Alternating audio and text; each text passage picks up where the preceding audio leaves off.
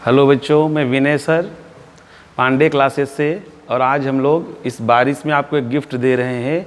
12th के बच्चों को जो बोर्ड एग्ज़ाम में बैठेंगे उनके लिए एक 3 से 4 डेरिवेशन और उनमें से 100% 2 मिलने का चांस रहेगा। तो हम लोग अब देखेंगे आज का जो स्पेशल डेरिवेशन है, तो वो टॉपिक आपको ऑलरेडी पढ़ा दिया गया है, इलेक्ट्रिक डाइपोल। और डाइपोल का जो 2 डेरिवेशन है उसमें से एक पक्का आता है। तो आज हम लोग 3 डेरिवेशन का यहाँ प्लान है, देखते हैं कितना हो सकता है। तो 2 डेरिवेशन हम लोग करेंगे, electric field due to dipole at axial position, at equatorial position, और गॉस थ्योरम सीखेंगे और उसको डेरिवेट भी करेंगे। तो सबसे पहले हम लोग यहाँ पर बात करते हैं electric field due to dipole. Electric field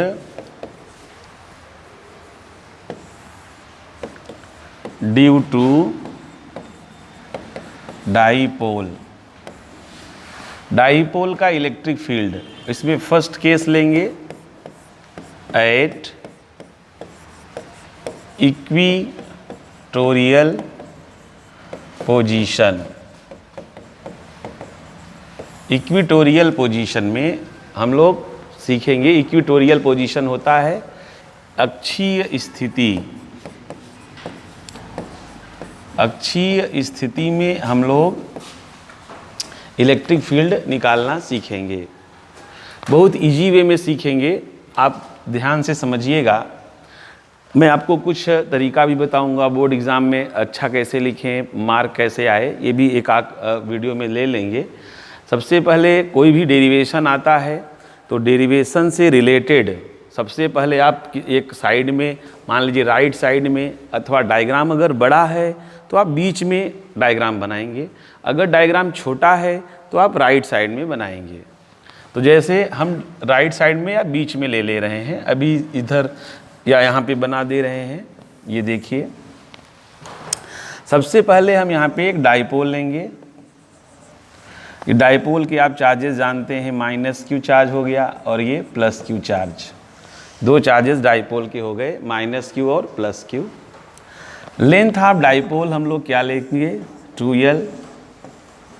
ये डाइपोल का लेंथ होता है, 2l लेने से ज़्यादा हम लोगों को सुविधा मिलती है और डेरिवेशन में आसानी होती है। अब देखिए, इसके हम एक्सियल पोजीशन क्या है बच्चों, अक्षीय स्थिति क्या है, इस चीज़ को समझेंगे। अगर हम दोनों डाइपोल को मिलाते हुए एक लाइन ड्रा करते हैं और लाइन ड्रा करें, सीधे लाइन ले जाएं, this line is known as axial line.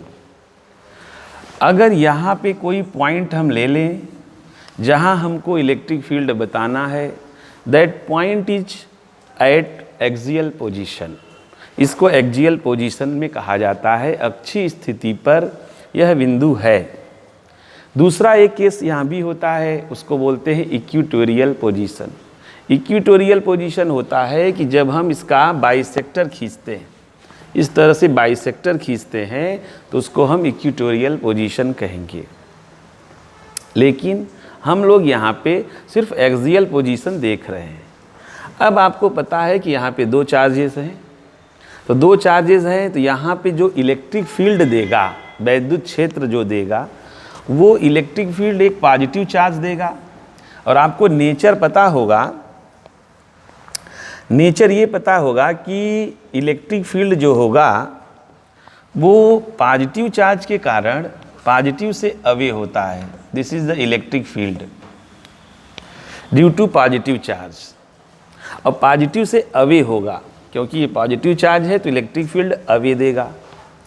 यहाँ एक दूसरा चार्ज भी इलेक्ट्रिक फील्ड देगा, नेगेटिव वाला चार्ज इलेक्ट्रिक फील्ड देगा, क्योंकि यहाँ पे 2 चार्जेस हैं। तो पॉजिटिव ने दिया E1 और निगेटिव कितना देगा, E2। लेकिन इसका जो डायरेक्शन होगा वो उसी की ओर होगा, इसका जो डायरेक्शन होगा वो टूवर्ड्स निगेटिव चार्ज होगा। अब आप देखें, इसका मिड पॉइंट हमने O ले रखा है। अगर ये मिड पॉइंट O है, टोटल लेंथ 2l है, तो इसका जो हाफ लेंथ बनेगा वो l बनेगा और इसका हाफ लेंथ भी l बनेगा। अब हम क्या कर सकते हैं बच्चों, जहाँ हमें इलेक्ट्रिक फील्ड निकालना होता है हमें डिस्टेंस पहले पता होना चाहिए। और डिस्टेंस कहाँ से पता होना चाहिए? चार्ज से।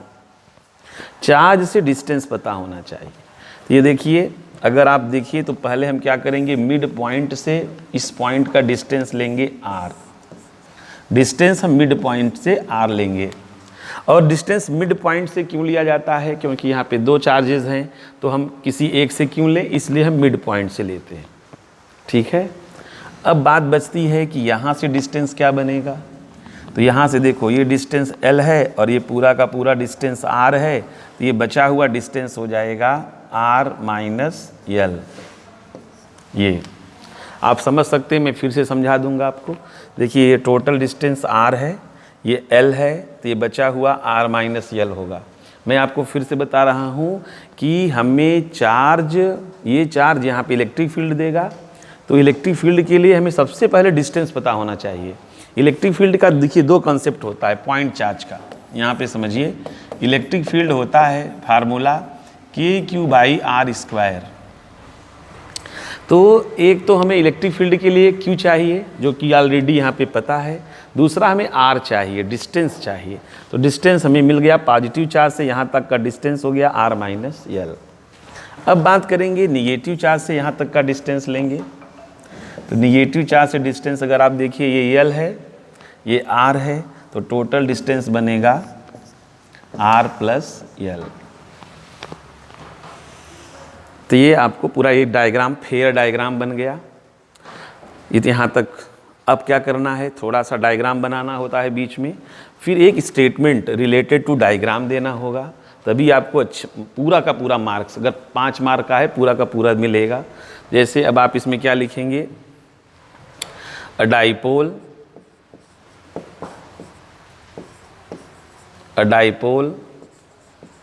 Having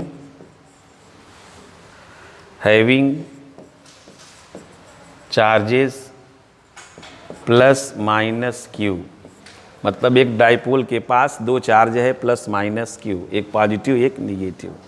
length of dipole, length of dipole, dipole का जो लेंथ है वो 2L। डाइपोल का लेंथ 2L है। ठीक है। अब क्या करेंगे, यहाँ पर electric field,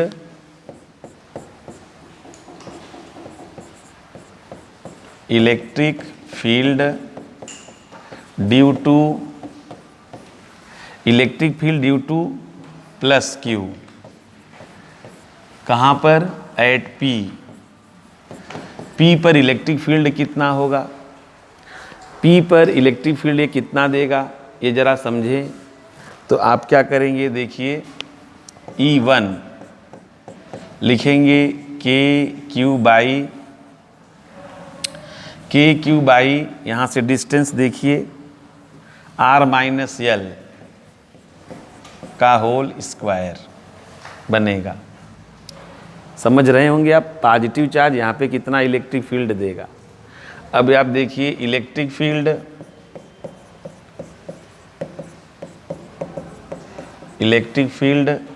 due to negative charge कितना इलेक्ट्रिक फील्ड देगा, उसको हम बोलेंगे E2। निगेटिव चार्ज के कारण इलेक्ट्रिक फील्ड या वैद्युत क्षेत्र कितना पैदा होगा, वो E2 हो गया। अब क्या करोगे, E2 की वैल्यू होगी KQ/R प्लस L का स्क्वायर। तो बात आती है कि इन दोनों में किसकी वैल्यू ज़्यादा है, E1 ज़्यादा है कि E2 ज़्यादा है। तो अगर आप मैथमेटिकली देखें तो E1 आपको ज़्यादा मिलेगा, क्योंकि उसका जो डिनोमिनेटर है वो कम है, R माइनस L है, ये R प्लस L है। ये कम होने की वजह से E1 ज़्यादा हो जाएगा। E1 ज़्यादा होने की वजह से इसका जो नेट फील्ड होगा वो E1 की तरफ काम करेगा। This is the net field. क्योंकि E1 और E2 दो हैं और E1 की वैल्यू ज़्यादा है, इसलिए नेट जो फील्ड काम करेगा, नेट इलेक्ट्रिक फील्ड जो काम करेगा वो E1 के साइड काम करेगा। तो अब आप क्या लिख सकते हैं, net field is equal to E1 minus E2। ये नेट फील्ड होगा E1 माइनस E2। अब जो है हम दोनों की वैल्यू रखेंगे, E is equal to E1 की वैल्यू रखोगे KQ by R minus L का square minus KQ by R plus L का स्क्वायर। अब इसको सॉल्व करने के लिए हम लोग नेक्स्ट पेज लेंगे।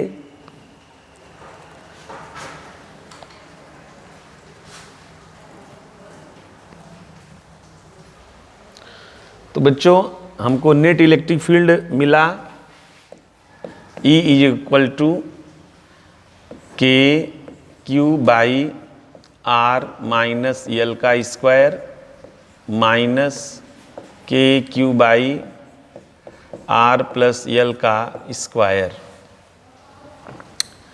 अब इसमें हम लोग कॉमन ले लेंगे, KQ बाई ऑप्शन यहाँ KQ कॉमन ले लेंगे, LCM आपका क्या बनेगा, R माइनस L का स्क्वायर R प्लस L का स्क्वायर। माइनस से माइनस कैंसिल करेंगे, R प्लस L का square minus R minus L का स्क्वायर। देखते चलेंगे KQ।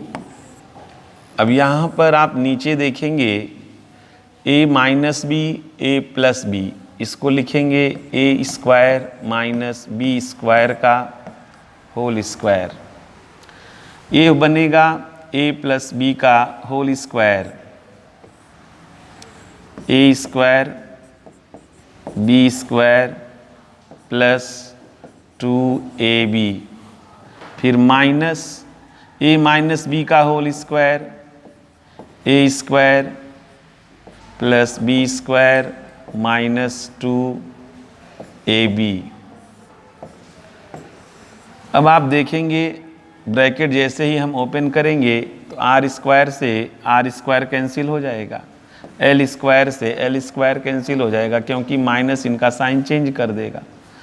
माइनस जब इसका साइन चेंज करेगा तो नेगेटिव पॉजिटिव ही हो जाएगा, तो आपको मिलेगा KQ into 2RL 2RL 4RL divided by.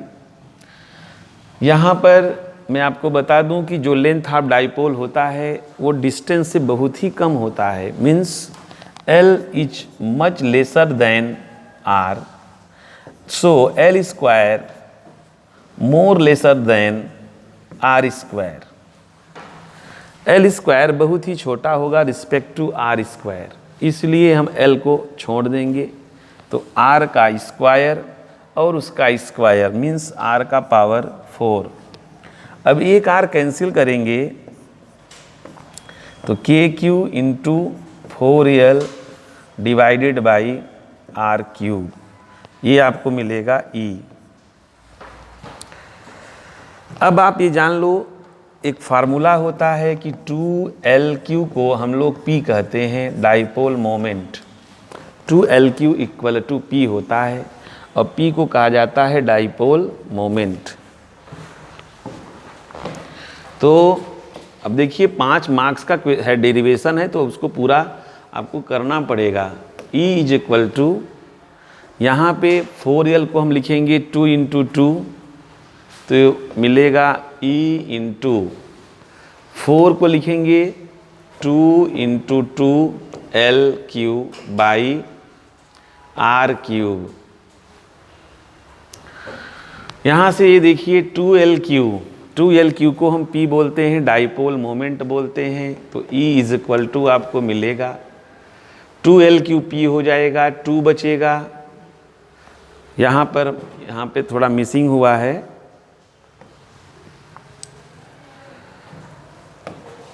ये देखिए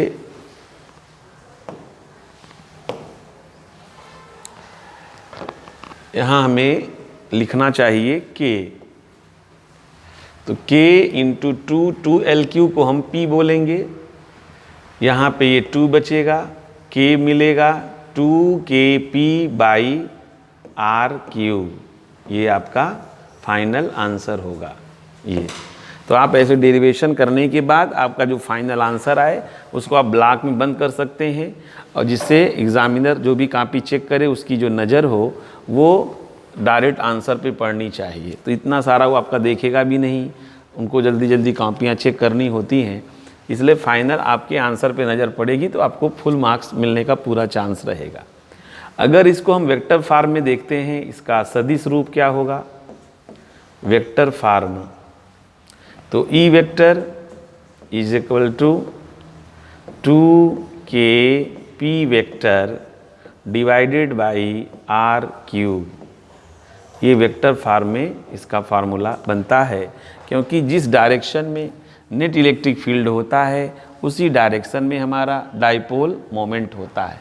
तो डाइपोल मोमेंट का डायरेक्शन और ई वेक्टर का डायरेक्शन, दोनों डायरेक्शन सेम होगा। तो इस डेरिवेशन को आप अच्छे से समझ लें, पढ़ लें।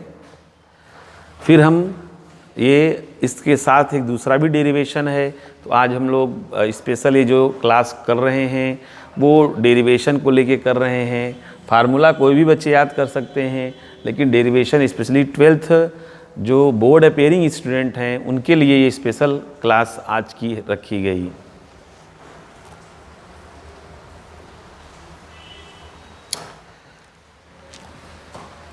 अब जो है हम लोग देखेंगे जो नेक्स्ट डेरिवेशन है वो भी बहुत ख़ास है, वो बच्चे थोड़ा नापसंद करते हैं, लेकिन आप यहाँ पे सीखिए, आपको बिल्कुल पसंद आएगा। इलेक्ट्रिक फील्ड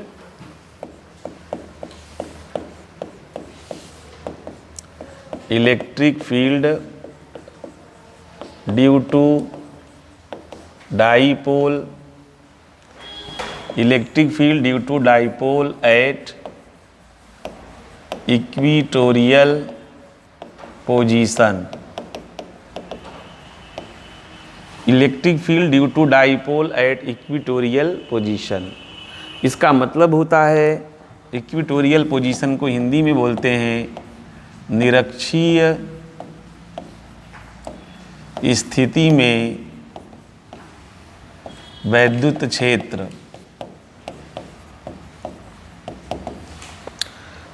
निरक्षीय स्थिति में वैद्युत क्षेत्र, तो डाइपोल का निरक्षीय स्थिति हम लोगों को सीखना है। देखिए ये हमने डाइपोल बनाया, चलो थोड़ा सा छोटा ही डाइपोल बना लेंगे। अब क्या करेंगे,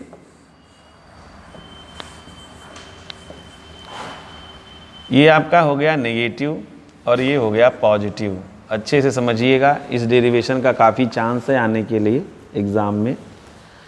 अब इसका लेंथ ले लेंगे 2L, ठीक है। मिड पॉइंट ले लिया O। मैं आपको पहले बता रखा हूँ कि हम लोगों को जहाँ भी इलेक्ट्रिक फील्ड निकालना होता है वो हम लोग मिड पॉइंट से मेजर करते हैं। तो मिड पॉइंट से ये देखो, this is the equatorial line. जो परपेंडिकुलर बाईसेक्टर होता है, जो परपेंडिकुलर बाईसेक्टर होता है वही को, उसी लाइन को हम लोग इक्वेटोरियल लाइन बोलते हैं। यहाँ पर हमने एक पॉइंट ले लिया P। इस पॉइंट P पर ड्यू टू डाइपोल हमें इलेक्ट्रिक फील्ड बताना है। यहाँ पे चार्जेस कितने हैं बच्चों, 2, एक पॉजिटिव है और एक नेगेटिव है।